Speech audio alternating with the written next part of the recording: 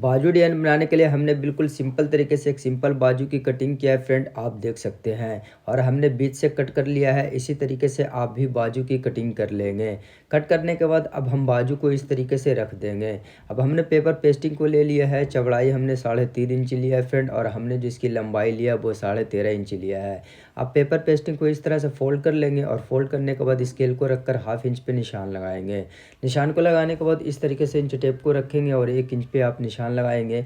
1 inch पे निशान लगाने के बाद अब हम इंच टेप को इस तरीके से रखेंगे, और हम 3 इंची पे निशान लगाएंगे।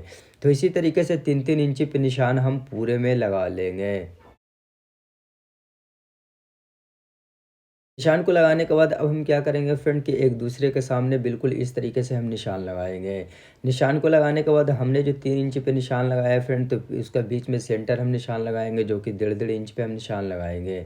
निशान को लगाने के बाद अब हम स्केल को इस तरीके से रखेंगे, और इस तरह से रखने के बाद एक दूसरे निशान को हम मिला लेंगे।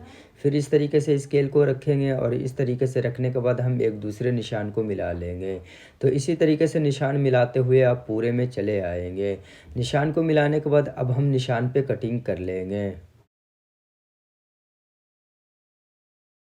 कट करने के बाद अब हम क्या करेंगे फ्रेंड कि इस पेपर पेस्टिंग को हम सलवार का फैब्रिक में चिपका लें।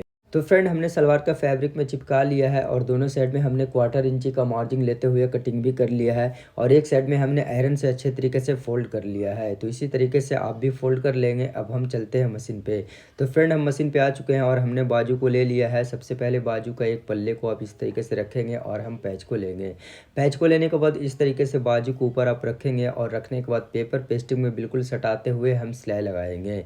और जब हम कोन पे आएंगे फ्रेंड, तो अब हम क्या करेंगे, यहाँ पे धागा ले लेंगे, और धागा लेने के बाद इस तरीके से अंदर डालेंगे, और फिर एक टाप सुई चलाएंगे। चलाने के बाद फिर हम इस तरीके से धागा को अंदर डालकर पेपर पेस्टिंग में सटाते हुए हम सिलाई लगाएंगे।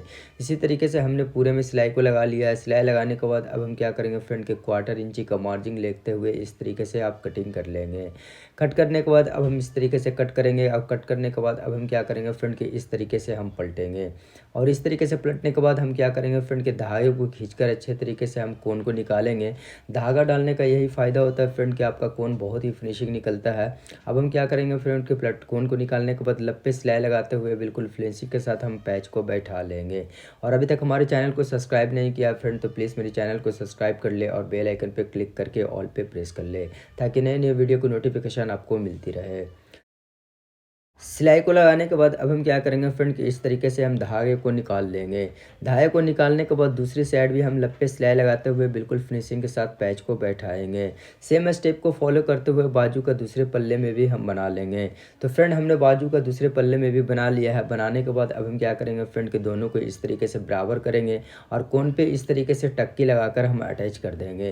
तो इसी तरीके से हमारा जितना भी कोन है फ्रेंड, सारे कोन पे हम टक्की लगाकर अटैच कर लेंगे। तो हमने अटैच कर लिया है। अटैच करने के बाद इस तरीके से बाजू को आप उल्टा कर लेंगे, और उल्टा करने के बाद हमने यहाँ पे सलवार का फैब्रिक ले लिया है फ्रेंड, और इसकी चौड़ाई हमने 1.5 इंची लिया है, और इसकी लंबाई हमारा जितना बाजू है उतना ही लिया है।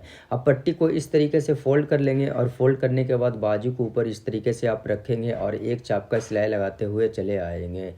सिलाई को लगाने के बाद अब हम इस तरीके से बाजू को सीधा कर लेंगे, और फिर हम पट्टी को इस तरीके से पलट लेंगे।